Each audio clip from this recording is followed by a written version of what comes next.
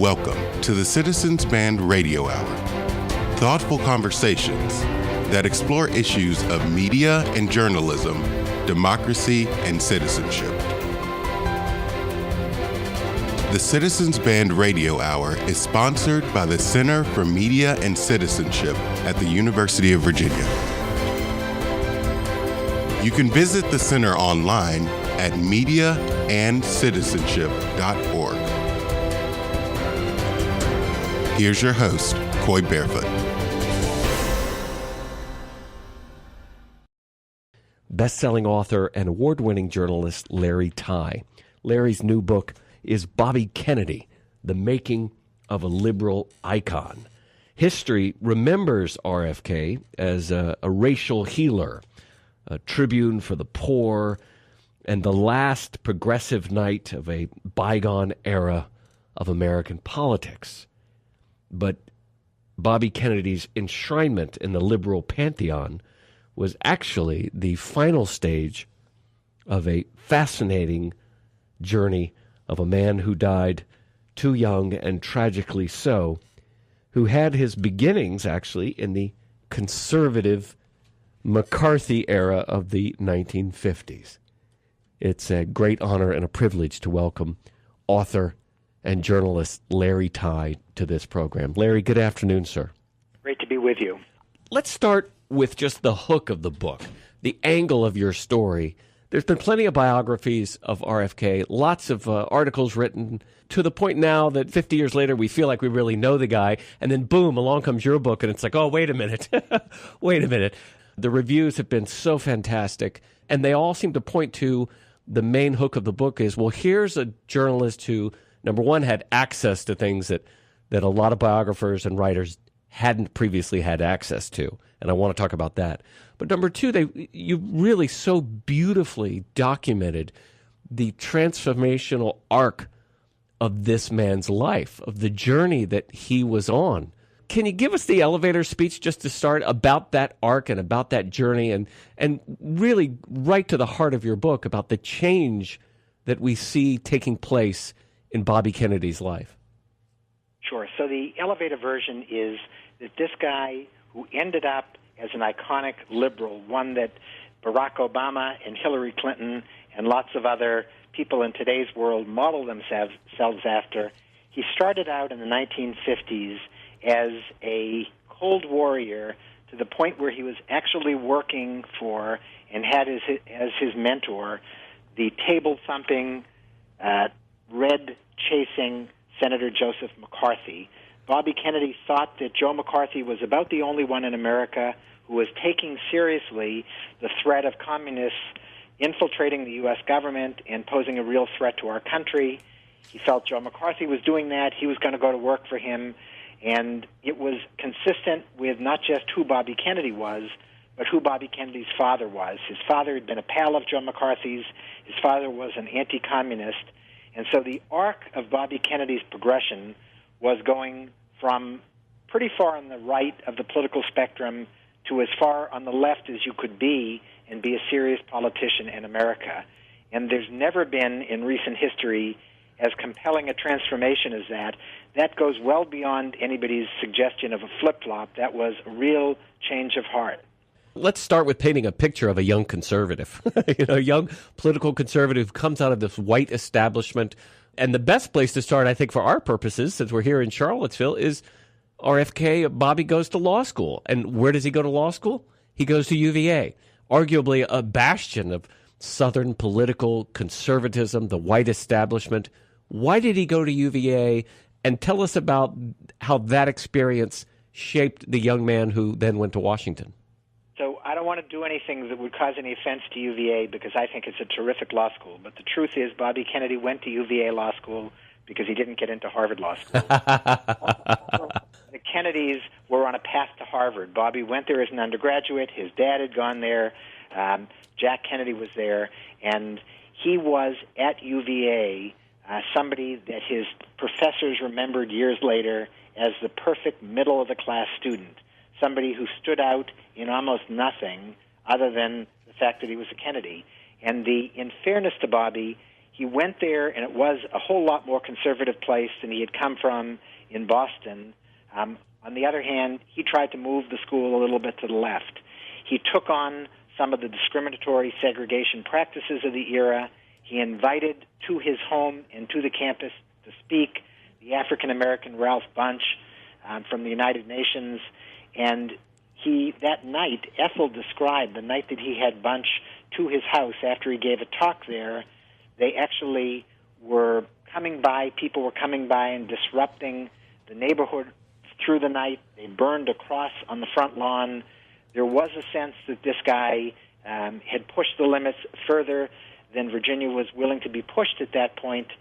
And yet that was sort of the one time that he did something a little more controversial. He also invited to campus Joe McCarthy, who, in a famous setting that people still remember all these years later, McCarthy started out very polite and ended up a kind of rip-roaring, embarrassing drunk by later in the evening. Brought his dad to campus, and his dad was no great liberal. And he was a character who was as concerned about what he was going to do on the weekend and whether he was going to escape to Hyannis on Cape Cod as what he was doing during the week and studying and taking exams. You mentioned Ethel, of course, his wife at the time, his widow, and you had the great fortune to interview Ethel and Jean, Bobby's sister, and a number of people and intimates who were close to him, family, work compatriots. Can you take a moment to just, how did that happen, and what was that like? You really were given incredible access to this man's records and his personal life, and it shows in the book. It's such a powerful story that you've been able to write here, Larry. It's just beautiful. Tell us about getting access and how you got through some of those doors that other writers haven't been able to get through. Sure. So, Coy, what I would like to do is tell you that it was because I'm charming and a great journalist and author, and they just couldn't resist me. The reality is, I think that they were aging. Ethel Kennedy this year turned 88. Bobby would have been 90 this year. And I think they realized they were sensing their own mortality, and they realized it was me or nobody. And I happened to be the guy who came there with some of their friends telling them that I wasn't such a bad guy, and I was there at a moment when they were much more receptive to do it. But something else magical happens. I felt like I was in a race against two things. One was age, and as I say, the contemporaries of Bobby were in their 90s, and the other was senility. You want to get to people when they're still alive, and when they have enough of their marbles, they can remember what happened 50 years ago. It was also with the Kennedys something else magical, that for years the Kennedys had a thing about wanting to protect any family intimacies from the press, from prying journalists or authors like me. But there was nobody left today to circle the wagons. And so I got there at this moment when I found people who were not just alive, but who did have good memories, like Ethel, and I interviewed somewhere between 400 and 450 of them. And the good news was I got to lots of them. The bad news is that today, just a couple of years after I started the book, probably a quarter of them are gone. Every week when I was writing this book, I read at least 2 obituaries of people that I had talked to. And that's sort of natural given their age. It's also very sad. Was there a moment in your conversations with Ethel? Well, let me ask it this way, Larry. What was the most unforgettable moment in your conversations with Ethel? Was there an aha moment? Was there a, oh my gosh, I never knew that? Or was there a moment where you're like, I can't believe she said that. I can't believe she shared that. Were there any of those kind of moments in your conversations with the family? There were. And let me tell you with Ethel. So Ethel was not loquacious. She doesn't, especially when she's around a reporter or an author, doesn't like sort of spilling her guts. But what she did that was brilliant was, let me test out every theory I had of Bobby. So I wanted to know what it was about Joe McCarthy. The Kennedy machine, the myth-making machine, over the years had made it seem like Bobby's relationship with Joe McCarthy was an asterisk. It was something that wasn't important, and really nobody should focus on that. And Ethel told me something quite different, that they were friends, that Bobby respected him, and that until just before McCarthy died, Bobby stood by him.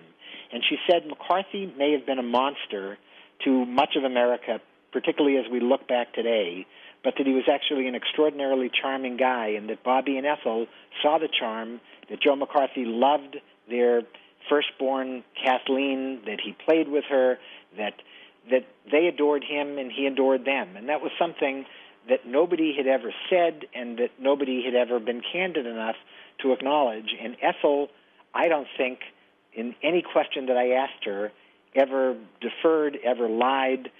She was as candid as she could be in every theory I ran by her. And I wanted to understand this guy, what it was about him that could change the way he changed. And she talked about the change.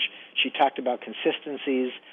She was the one person who got Bobby on a personal and a political level, and who is around 50 years later to tell those stories. And it was, so rather than any single aha moment, I felt like internally, and I couldn't say it to her, I was having perpetual ahas as we went through our first couple-hour interview, and then I went back to her place in Palm Beach, Florida, for a second one a year later.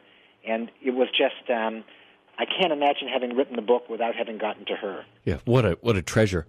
What did she tell you, and what did the family tell you that helped you understand Bobby as a man, as whether as a husband or a father, personally, emotionally? You know, we'll talk politics in this hour, certainly, but I'm just curious, what did you hear from these people that really helped you understand who he was as a man? So I think the epiphany moment for me and for him in terms of coming into his own as a man was that horrible moment in November of 1963 when Ethel and Bobby are at their pool in their estate in McLean, Virginia, just outside of Washington, and they had in a green wooden box, they had a direct line to the White House, and that White House phone rang, and any time it rang, they knew it was probably not something good. It rings J. Edgar Hoover, who is the ultimate bearer of horrible news and an ultimately horrible man, at least according to the Kennedys. He's on the phone. Ethel says to Bobby, "It's Hoover." Hoover says to Bobby, "Your brother," or he says, I guess, "the president has been shot." And he said it in a monotone as if he was reporting on the weather of that day. And that was the moment that transformed Bobby's life. For the next month, he became the nation's mourner-in-chief. He was the guy who held the family together. He was the one who held Jackie and John and Carolyn's hand. He was the one who handed out assignments to the family. You take care of the funeral. You take care of telling Dad. You do all of these things to various siblings of his. And at a time when the country was falling apart, Bobby held it together. A month into things, when the country was pulling themselves together, when the family was going back to their normal lives, Bobby fell apart. He fell apart, and it lasted for 7 months. It was what I think we would today call a clinical depression, and yet it transformed Bobby into the man he became for the second half of his professional life. He went from being, we are all some combination of tough and tender. In Bobby, he went from being mainly tough before that moment to being mainly tender afterwards. He understood in a way that you can only get from doing the kind of reading he was doing of Greek tragedies, how people with hubris like the Kennedys can get their comeuppance. And he understood that all this great stuff that had been going on, he couldn't believe his good luck. His brother's president, he gets to be attorney general, he weighs in on every important domestic and foreign policy matter, and suddenly, in that one phone call, he understood his life was transformed. The power was gone. The sense of endless possibility was gone. And so this is a long-winded answer to say, as a person, that was the transformative moment. And I think, politically as well, it transformed him into the guy that we now worship as this liberal icon. Larry, you mentioned the tough Bobby Kennedy, that younger Bobby Kennedy. And I want to take a moment to explore that with reference to Vietnam and Cuba. Not exactly the kind of liberal icon characteristics that we would later come to associate with him, but before his brother died. Tell us about the Bobby Kennedy who was all for fighting the communists in Vietnam, who was all for Operation Mongoose, and secret invasions of Cuba. What motivated him, and who was he at that point in his life? Who he was a guy with a sense that American power was unlimited, American prestige was something that had to be protected, and I think it also, in many cases, including in Cuba with the missile crisis, came down to a sense that the president had been offended by this mini-dictator in Cuba named Fidel Castro when JFK had sent in an invasion force of emigres to the Bay of Pigs and thought they'd have an easy time displacing Castro. And Castro had embarrassed the Kennedys. He had made America a laughingstock of the world, and Bobby Kennedy wanted revenge. He wanted revenge partly because he thought Castro was a bad guy. He wanted revenge because Castro had taken on his big brother and made him look foolish. So he sets up a clandestine operation that was a metaphor for what he was doing in many ways across the government.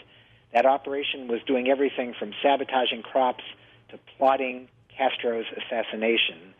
And that was the Bobby Kennedy of that era. He was kicking butt, if I can say that on the radio, with the CIA and with all the forces in the American government to make them understand that this was mission number one, to show up and pull down Fidel Castro. And that's the same kind of instinct he had in the early days of the missile crisis. So Bobby Kennedy gave us the closest thing to an official story that we had in those early days after the crisis to what had happened. He wrote a book called 13 Days. It became a movie, and that book had as the starring hero a guy named Bobby Kennedy, who's supposed to be a great dove throughout the crisis. And that would have been a story that could have stood, except that Bobby and Jack had set up a secret tape recording system in the cabinet room, and all the deliberations during the missile crisis were being taped. And when the official tapes came out, we could see that Bobby, in fact, started out not as the dove he portrayed himself as, but as a shining hawk, somebody who wanted to go and invade the island and take down Castro, who thought that was the only way to truly do him in. And the fact was, over those 13 days, Bobby was transformed, we can see in the tapes, from a hawk to a much more moderate, who ended up supporting his brother's position to blockade rather than invade the island. And the only problem, again, with his version was it wasn't true. And that was the Bobby Kennedy who thought that the Kennedys were important and powerful enough that they could essentially whitewash their real role and paint the image that they wanted to of themselves. And that was a Bobby Kennedy, I think, that in his later years he would have repudiated, that he came to see that American power was not absolute. And we saw it in Vietnam as well. When Bobby Kennedy visited Vietnam on a trip to Asia before his brother was president, he was all for what the French were doing in those days and trying to take down the communists. When Bobby Kennedy saw his brother elected, he was the ultimate advocate in government for what they called counterinsurgency, which meant let's fight the communists as clandestinely and as dirtily as they seemed to do. And he was all for going there and winning, and he thought we could win. And the good news was when he eventually changed his mind on Vietnam, he at least had the courage to stand up in the U.S. Senate when he was a senator and say, I'm the first one to admit that I got it wrong here, and we can't win, and we shouldn't stay and fight a war that is not a just cause, and this is not where we ought to be. So the later Bobby Kennedy came to see the flaws in the earlier Bobby Kennedy, and I tried to judge him not by my standards, but by his own standards of the Bobby Kennedy at the end of his life. It's interesting that parallel between his understanding of his own family and who the Kennedys were in his mind and in his heart, and the parallel of what he understood America to be. You mentioned the sense of unlimited power, of a brand that needs to be protected. And then in very much the same ways, that's America, but that's also the Kennedys. And then he comes to learn and to understand the inherent vulnerability of America, and also obviously of the Kennedy family. And it leads to a kind of really deep humility that I think informs his later politics. Do I have that right? You have that exactly right. It was hubris. Bobby came to see it as hubris, but he didn't come to see it until after Jack's death. That was precisely the vision of who the Kennedys were, that Joe Kennedy had conveyed to his family, that there were enough of them, there were 9 of them, that they could form their own baseball team, and they took their vacations in places like a family compound in Hyannis on Cape Cod and a family mansion in Palm Beach in Florida. Joe Kennedy loved to have his own little world. At dinner time, at lunchtime, they had current event quizzes. They would speak in foreign languages. He was trying to make his kids smart. He was trying to make his kids worldly, and he was trying to make his kids sense that there was no limit to the Kennedy power. And any family that could conceive of putting Joe Jr. in the White House, and then when he died, putting Jack in the White House, and when he died, putting Bobby in the White House, and when he died, trying to put Ted in the White House. The idea that you have 4 sons and they're all good enough to be president of the United States takes a lot of hubris. Indeed. Larry Tye's new book is Bobby Kennedy, The Making of a Liberal Icon. You mentioned Jack. Larry, tell us about the relationship between these two middle brothers. What was the relationship like? So the relationship, first I want to say that if they had gone, as their mother dreamed of their doing, into the priesthood, Jack would have been the Pope and Bobby would have been a parish priest. One had the sense of being benighted, and the other had a sense of grassroots involvement. And that was, they were so different that they were a perfect team. I compare them to the Wright brothers in aviation. They were the equivalent in politics. Bobby was the consigliere to his brother, who was the power. And they had a relationship that Ethel helped me understand.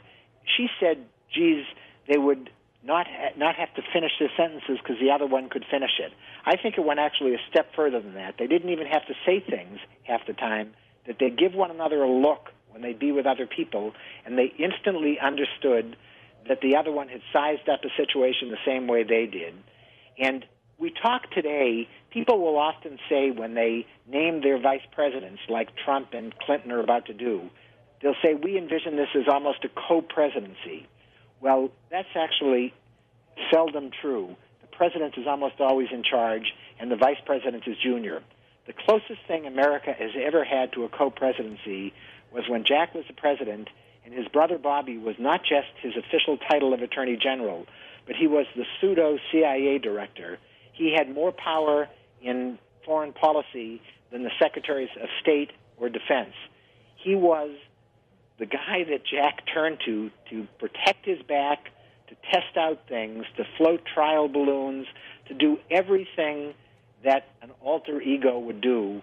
So this is the long-winded way of saying you can't get much closer than they were. And Bobby also looked out for Jackson and helped to keep some things out of the press. Is that right? That's how I understand it. He did. He kept out of the press the fact that Jack had a very serious adrenal condition called Addison's disease. He kept out of the press what we now know to have been Jack Kennedy's endless affairs. He kept out of the press anything that he thought would embarrass the Kennedys, including the fact that he was there very quietly up in the choir loft and later at the graveside, quietly off to the side at Joe McCarthy's funeral. Jack Kennedy told Bobby not to go. Bobby was loyal enough to McCarthy to go, but he didn't want anybody to know that he'd been there because he knew it could be politically embarrassing to him and to his brother Jack. So he told reporters, would you please keep this quiet? And they did, because they were the Kennedys, and people got away with those kinds of things then, where nobody would ever keep anything quiet today. What was Bobby's take on his brother's assassination? I mean, the conspiracy theory started before the sun set in Dallas that day. So Bobby was obviously familiar with a lot of that before he was assassinated as well in '68. What do you know about what Bobby made of his brother's murder? So what I think, and I have no way to prove it because Bobby's not around for me to run it by, I think Bobby had two reactions to it. His public reaction was to say the Warren Commission got it right. It was Lee Harvey Oswald, or in fact, as he called him, Harvey Lee Oswald, who had killed his brother, and that was the end of it. Now, I think Bobby was too smart to accept that on its face value, and I think he was waiting to be president himself when he would have control over the levers of government and he could truly investigate. But I also think, and I can't prove this, but I'm sure of it, that Bobby Kennedy had this sense of guilt that something he did could have touched off the whole assassination. Was it going after organized crime the way he did as Attorney General? Maybe. Was it going after Jimmy Hoffa, the allegedly corrupt leader of the Teamsters Union, the way Bobby did? Maybe. Was it going after Fidel Castro and something that Castro had set in motion when Bobby, after all, was orchestrating plots to try to kill Castro? Maybe. I think Bobby thought that he had seen the darkest sides of what government could do in those days, and I think he was smart enough and sensitive enough that he had to have some doubt in the back of his head whether something he did resulted in his best friend being killed. Part of the mystique, Larry, that you write about in your book, that we think about when we think about the Kennedys, and that the myth of the Kennedys is not just that, beautiful family, but just incredibly smart. And it's almost a kind of mystique that we've made of the founding fathers. They're just superhuman. And yet, as you illustrate in your book, at many stages of his life, Bobby Kennedy was put into positions that he wasn't really altogether prepared for. On the one hand, the Kennedys loved the whole notion of this Camelot myth, the King Arthur, and they were the first family of America, and they did anything they could, I think, to perpetuate that kind of myth. And yet, we see that they were incredibly flesh and blood. They had lots of flaws, that Bobby Kennedy was in positions that he had no right to have been in. He was a guy who was named Attorney General, never having tried a case in a court of law.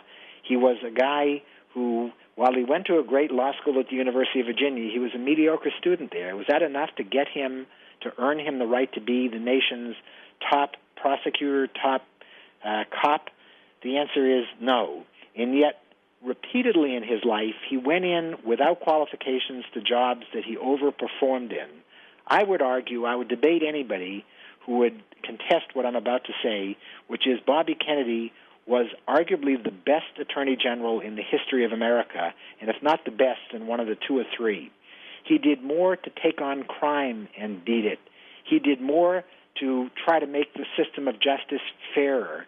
He did more in terms of generally doing every different role that an Attorney General did, and maybe most importantly, he did a better job of inspiring the U.S. attorneys, the deputy and assistant attorney generals who were out there in the field reckoning with the civil rights crisis, reckoning with everything that was going wrong in America.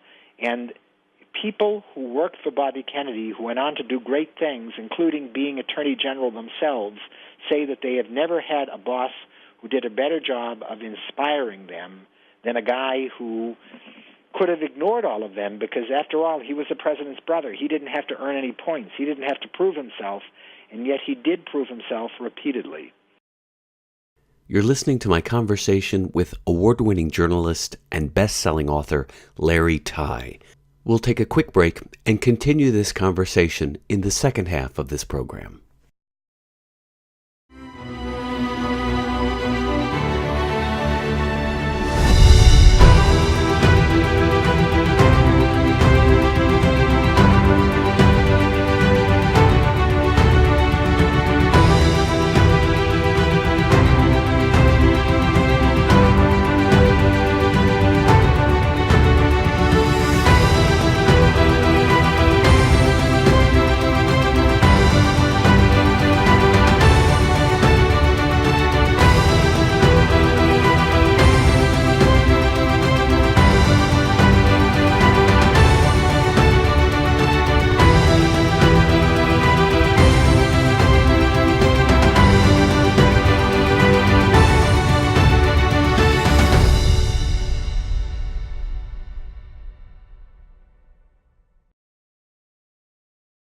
Larry, I want to play some audio for you to open up the next part of this conversation, which has everything to do with what's in the headlines today, here in the summer of 2016, and that is the violence that we're seeing in the streets of America, complaints and protests about the abuse of police power, paramilitary forces in the streets of America.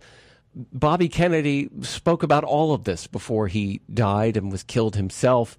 There was that one historic night, April 4th, of course, 1968, when Bobby stood up in the back of a flatbed truck in Indianapolis, Indiana, to tell the people who had gathered there. This was, of course, before the days of cell phones and social media. They didn't know that Martin Luther King had been killed. And Bobby announced this to the crowd, and then over the next very few minutes made one of the most epic speeches in American history. And it was a plea for peace and a plea for the humanity and love and a real appeal to the angels of our nature. And I want to get your thoughts about that speech and connect the dots to his advocacy to take on violence and racism in America and connect the dots to today. But before we do, let's just hear just a tail end of this speech that he made, Bobby Kennedy in Indiana, April 4th, 1968. What we need in the United States is not division. What we need in the United States is not hatred. What we need in the United States is not violence and lawlessness, but is love and wisdom and compassion toward one another, feeling of justice toward those who still suffer within our country, whether they be white or whether they be black.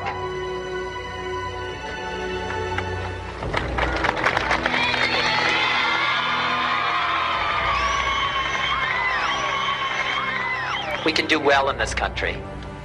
We will have difficult times. We've had difficult times in the past, but we will have difficult times in the future. It is not the end of violence. It is not the end of lawlessness, and it's not the end of disorder. But the vast majority of white people and the vast majority of black people in this country want to live together, want to improve the quality of our life, and want justice for all human beings that abide in our land. Just a few remarks of Bobby Kennedy, that fateful night. I get goosebumps listening to it. And Larry, tell us about that night and why that speech that he made, that he wrote on the way to the event, why that was so important and remains so to this day.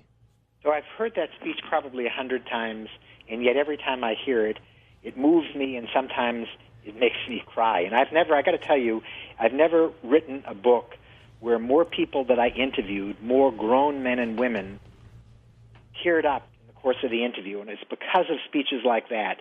A little background on the speech. Bobby Kennedy arrives in Indianapolis and is due to address a rally in the middle of the black ghetto, and he's told that Martin Luther King, he had heard before he arrived there that Martin Luther King had been shot. He gets there and hears that King has been killed. And a guy named Richard Lugar, who went on to become a famous senator from Indiana, is the mayor of Indianapolis. Lugar says to Bobby, "You will not go into the ghetto. It's not safe for you, and your being there will make it even more likely that we'll see violence that night in the ghetto." Bobby says, "Thanks for the advice, but you're not going to tell me what to do." He goes into the ghetto. He takes from his pocket the speech that his aides had scribbled out for him.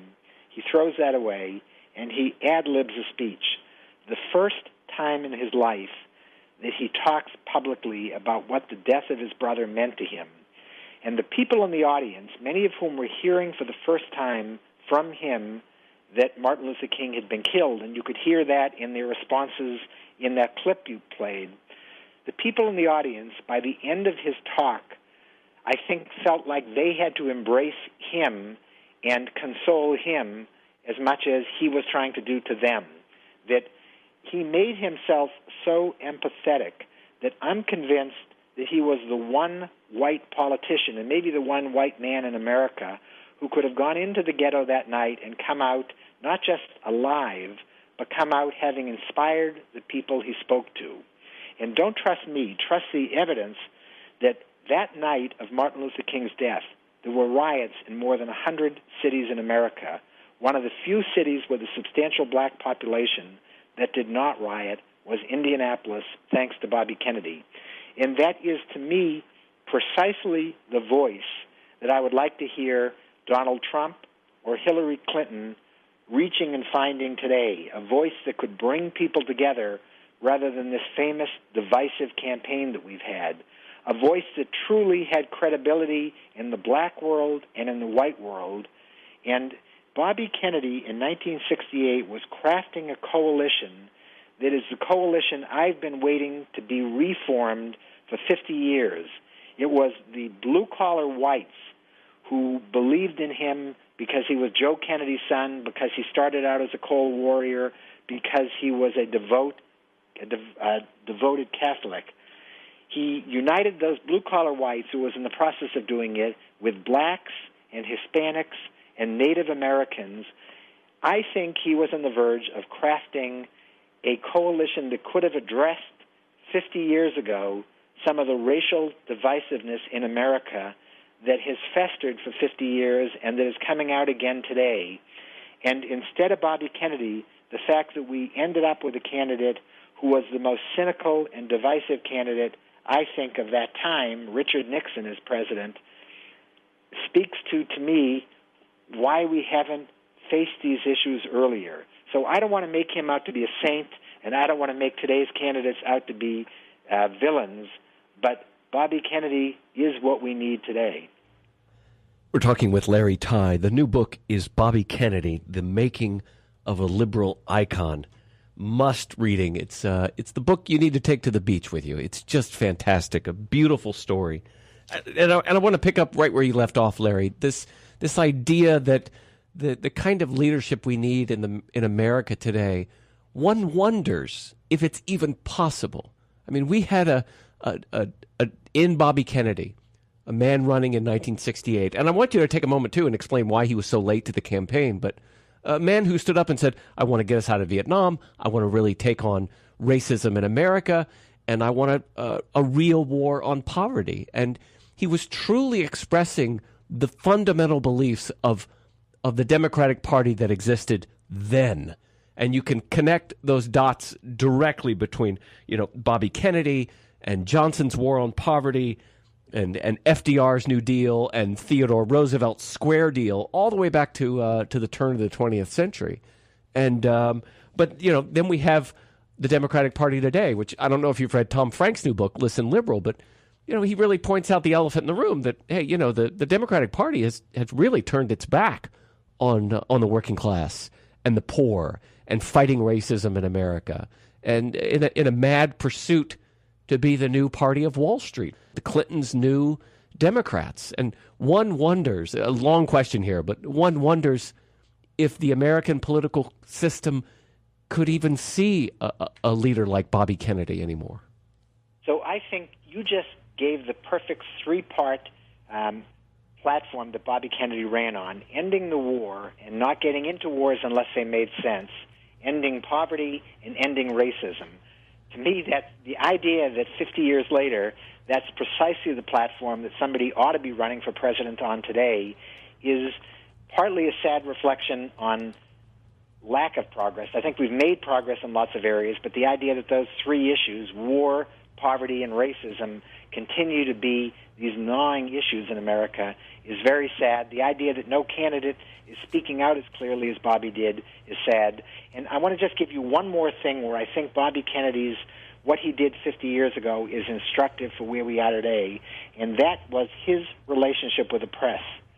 Donald Trump, if you had to boil down his attitude to the press in two words, you would say it is bash and banish, which is the way he's treated reporters. Hillary Clinton is two words, duck and parry. She's avoided them. She's tried to sort of fudge things with them. Bobby Kennedy, who started out with lots of reporters being very cynical about him because it looked like he was the ultimate opportunist when he came in after Gene McCarthy had softened up the incumbent president Lyndon Johnson in the New Hampshire primary, then Bobby Kennedy parachutes into the campaign. And it looked like he was an opportunist. The press despised him at the beginning of the campaign. By the end of the campaign, reporters were in love with him. Dick Harwood, the ex-Marine, tough-as-nails reporter who was covering the 68 campaign, who was covering Bobby's campaign for the Washington Post. Ben Bradley, the famous Watergate-era editor of the Washington Post, assigned Harwood to cover Bobby Kennedy because he said, I know you're somebody who will never fall in love with a candidate. By the end of the campaign, or by the middle of the campaign when Bobby died, Harwood was begging Bradley to take him off because he said, essentially, I have fallen in love. And Bradley said, no, you're going to stay there and fight it out, because Bradley had fallen in love too. Bobby Kennedy realized mid-campaign that he had to listen to reporters, that they could actually teach him something, and reporters realized that he was listening to them, and there was this relationship that I think the public benefited from. It wasn't an insider thing. It was something that when a candidate could sit down and talk to reporters, and reporters were the people who were translating the candidate to the public, we all benefited from that. And the idea that the press is out there saying one thing and the candidates won't talk to the press, this is something that's terrible for our system of democracy, and I think press and candidates could learn from what Bobby Kennedy did in 1968. The book that you have written here, this story of this man's life, follows this arc through his life from a young establishment anti-communist conservative to a liberal icon that still today there are Americans who look at, as we've been saying, that we need more of in this country to address the problems that have still never been fully addressed and still fester and still cripple the ideals that we like to believe that we stand for as a nation. There was one moment that I've heard you talk about, and I want you to tell this story of a young Bobby Kennedy in the Mississippi Delta. What took him there, what happened, and why does this so powerfully illustrate the arc that we're talking about, how a man's life changed, a man's sense of self, and his own sense of his country dramatically changed? So it's 1966, and Bobby Kennedy is halfway through his the 4 years that he would serve in the Senate. And he goes with a committee of Democrats to hear testimony in Mississippi, where in Jackson, civil rights leaders and others testified to the fact that there is truly hunger in America, that people are starving, that there are people with no income, and therefore they can't buy food stamps, and that there's a real crisis here.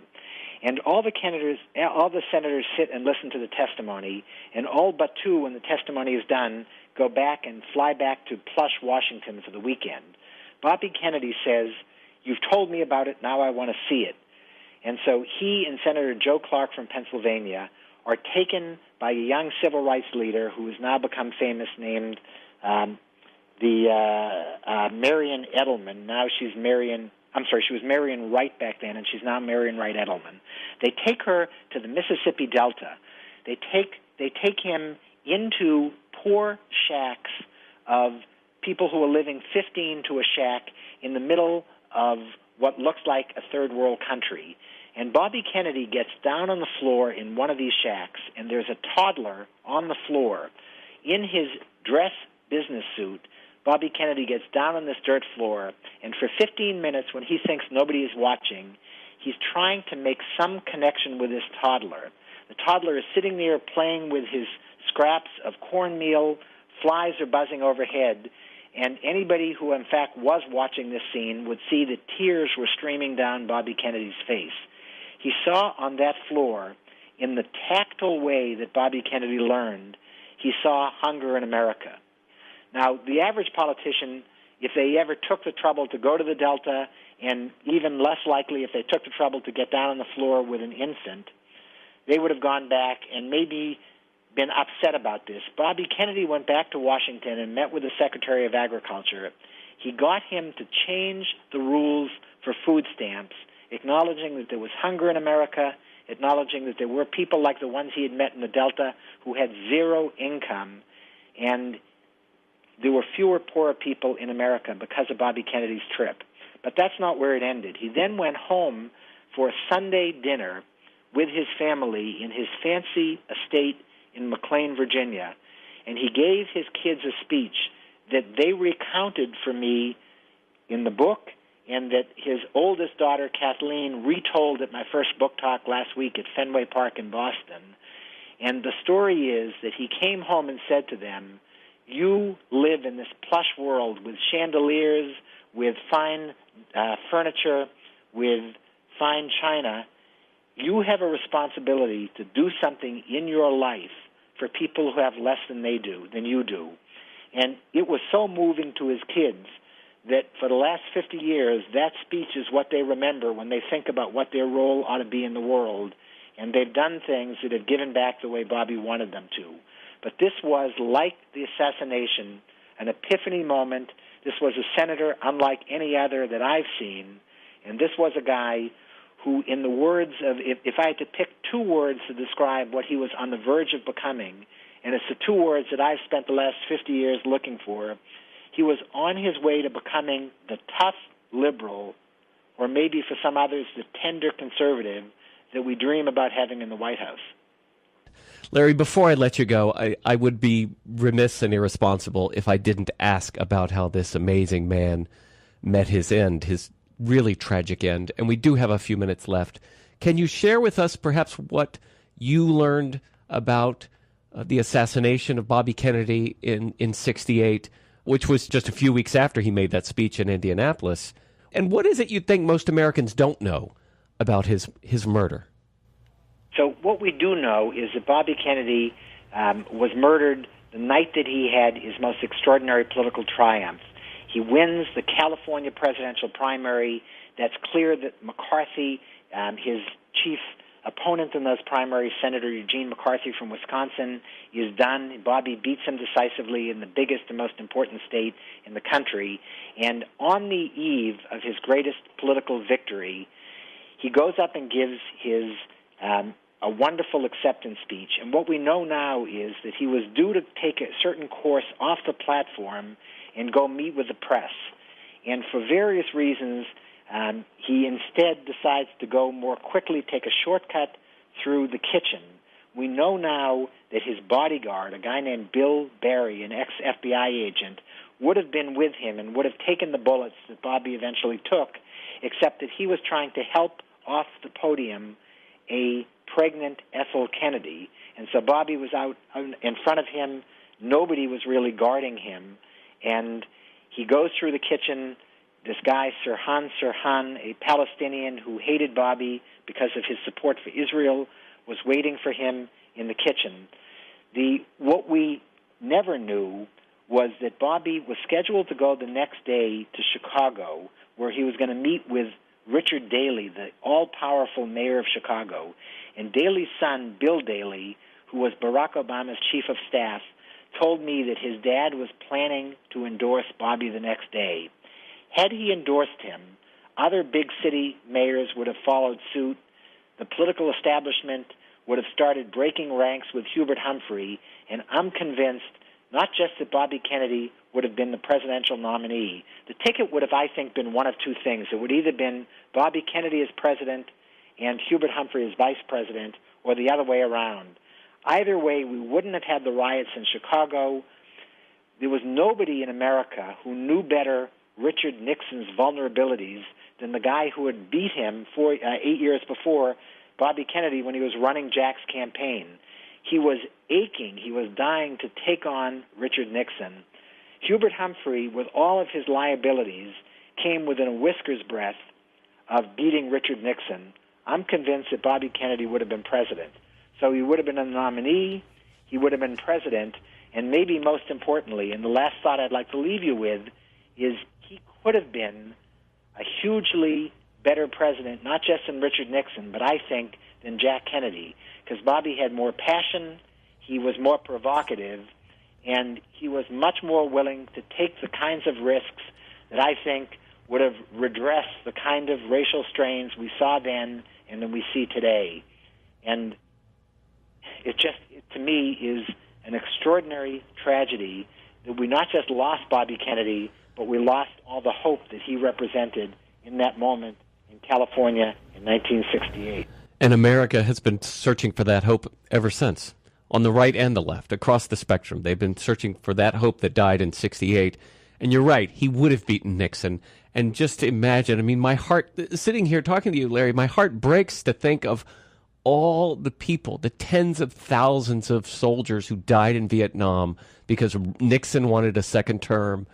And they wouldn't have died because Bobby Kennedy as president would have brought them home. They would already be at home. We would have a different country, would it not for that one murder in 1968, in the summer of 68.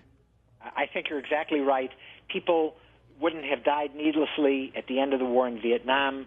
People wouldn't have suffered the kind of poverty and racism if we had had a president who really believed that we could do something about that. The country would have been a different place. The idea that it went instead with Richard Nixon, the most cynical politician of his era, beating the chance of having the most hopeful politician of his era, it's a very sad time. And I think that rather than just bemoaning it, what I hope politicians today will do is to try to pick up on some of that hope that Bobby represented and captured it. We haven't seen it yet, but hopefully we will before the end of this campaign.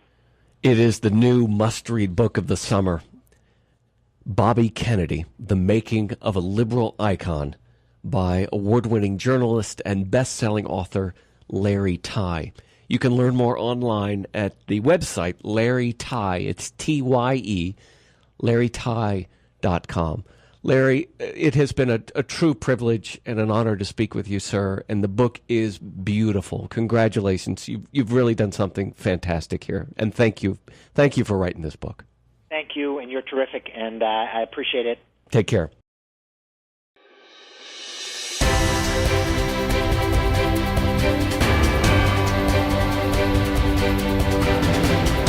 You've been listening to the Citizens Band Radio Hour, a production of the Center for Media and Citizenship at the University of Virginia. Archived podcasts are available online at mediaandcitizenship.org. The executive producers for the program are Siva Vaidyanathan and Coy Barefoot.